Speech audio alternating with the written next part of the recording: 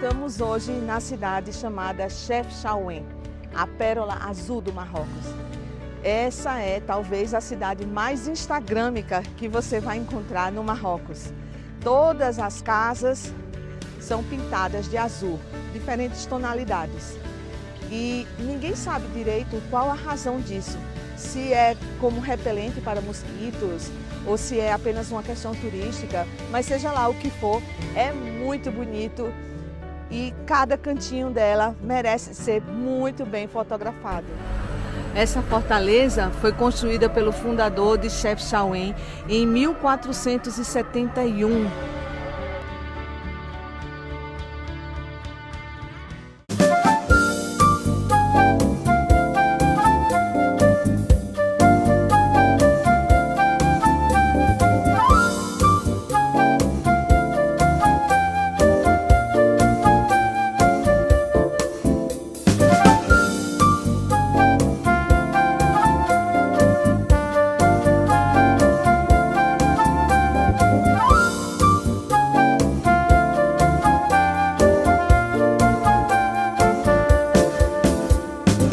A cidade de Chefchaouen é bem pequenina, muito charmosa e aqui e acolá é possível encontrar algumas vendas com produtos de artesanato e este é o principal meio da população local ganhar dinheiro com o turismo e artesanato.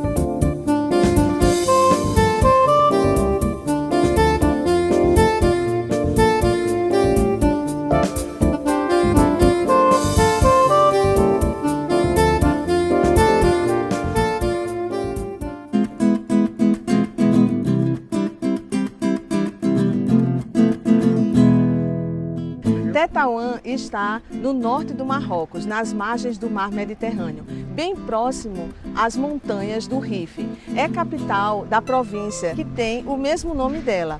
Ela parece ser uma cidade espanhola numa terra marroquina, e isso por causa da influência espanhola que remonta ao período entre 1912 e 1956.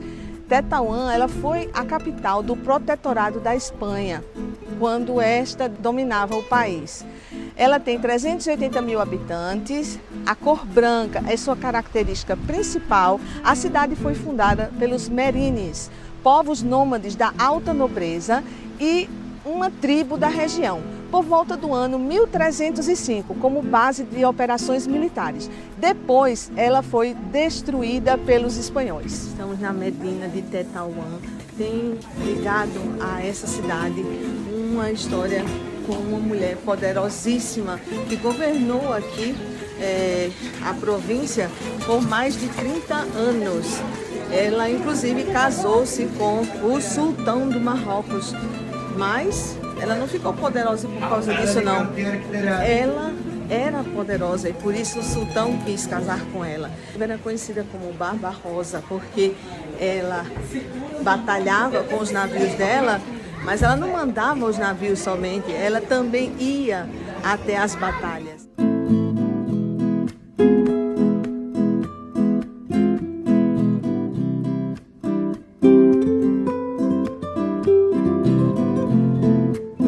Estamos passando aqui do lado do Palácio Real de Tétouan. Na verdade, o rei vive em Marrocos inteiro. Aqui ele tem um dos seus palácios. Os pobres mortais têm casas de veraneio, mas o rei tem palácios, né? E agora nós estamos numa rua que antes os judeus é que costumavam vender joias, mas eles retornaram para Israel. E hoje em dia, quem vende essas lindas joias aqui são os árabes mesmo. Dizem que a Medina de Fez, embora seja a maior Medina no norte da África, ainda é menos confusa do que a Medina de Tetouan.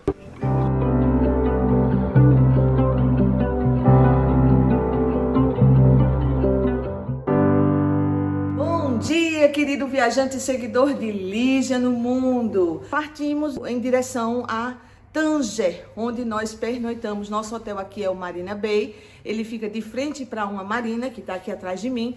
Hoje amanheceu chovendo, mas agora já parou, já está começando a vir o sol. E lá ao fundo, talvez vocês estejam conseguindo ver aí umas montanhas. Essas montanhas é justamente o sul da Europa, a Espanha, porque aqui nós estamos no Estreito de Gibraltar. Aqui é um dos lugares que você pode fazer a travessia.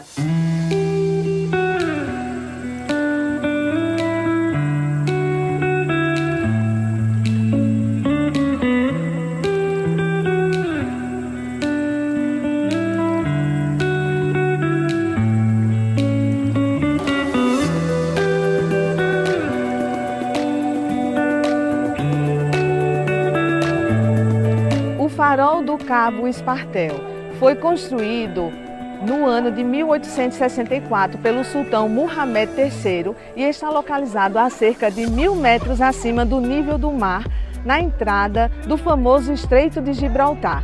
A luz desse farol se pode ver a 23 milhas náuticas. No horizonte, em dias de boa visibilidade, é possível ver a união das águas turquesa do Mar Mediterrâneo com as águas escuras do Oceano Atlântico. Neste local aconteceram importantes batalhas navais entre a esquadra franco-espanhola e a esquadra inglesa, assim como durante a Guerra Civil Espanhola para quebrar o bloqueio republicano no Estreito de Gibraltar, assegurando o suprimento das forças nacionais do Marrocos espanhol.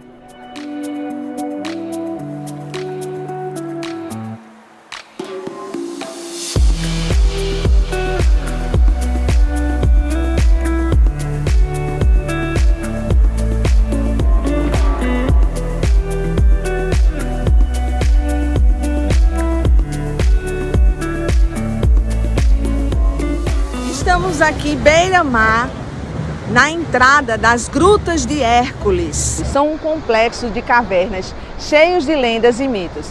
Segundo o mito, Hércules dormiu aqui a caminho de roubar 3 maçãs douradas dos jardins das Hespérides.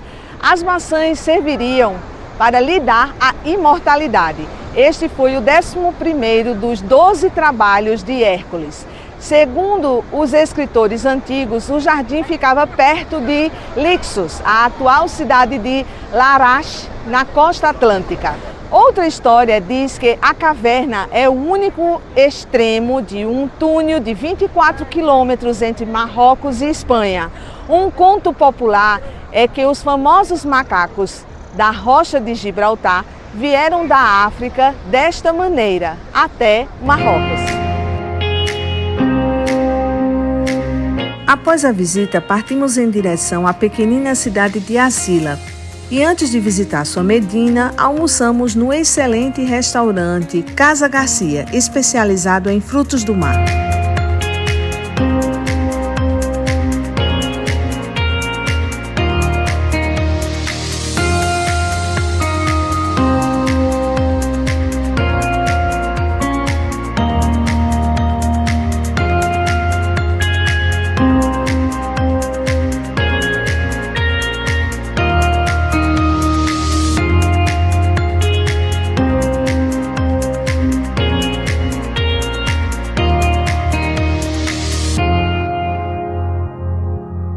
Estamos visitando a cidade de Asila.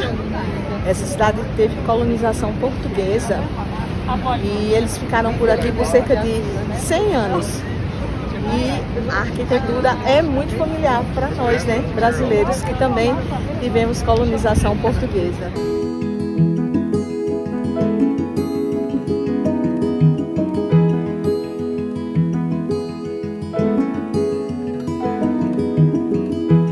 Curti muito a visita. A cidade tem vários ateliês de arte, lojas de artesanato e intervenções artísticas nas paredes. No dia seguinte, iniciamos nossas visitas no mausoléu de Muhammad V, na cidade de Rabat.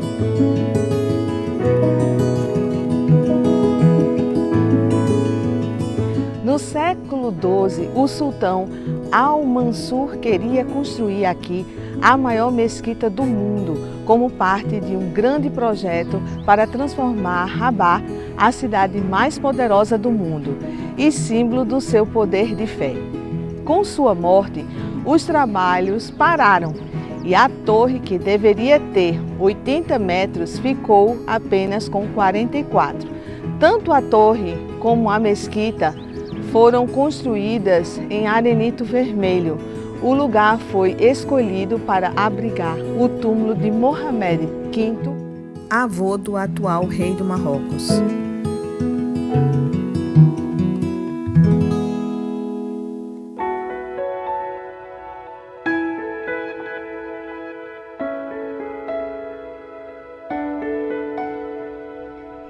Chegamos na Mesquita Hassan.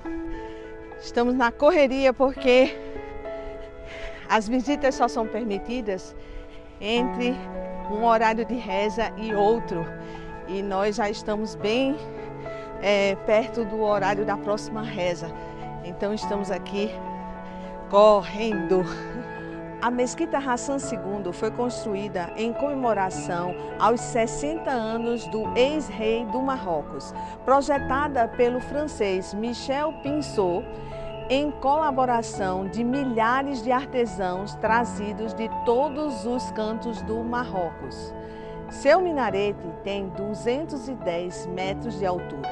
O edifício tem o piso de mármore, muitos elementos em pedra esculpida à mão e madeira, tetos de cedro cobertos com folhas de ouro e impressionantes azulejos multicoloridos. Estamos no interior da Mesquita Hassan. Essa área toda cabe 105 mil pessoas, sendo 25 mil na parte interna, onde nós estamos, e 80 mil no pátio externo. Aqui nessa parte superior, as mulheres são acomodadas, ali do outro lado também. E nessa parte de baixo, onde nós estamos, só os homens ficam para rezar. Esse é o famoso teto retrátil, que se abre durante o Ramadã e as sextas-feiras.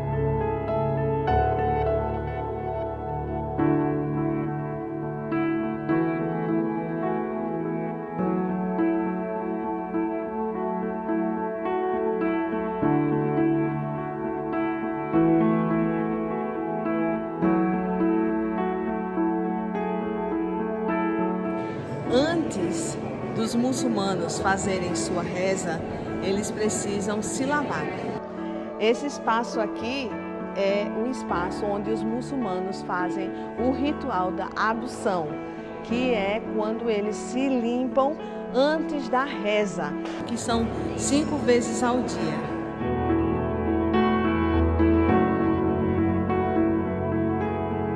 E você que acompanhou até aqui os vídeos da minha viagem por esse belo país, o Marrocos, o meu muito obrigada. Deixe aqui sua curtida para incentivar as próximas postagens e até o próximo vídeo.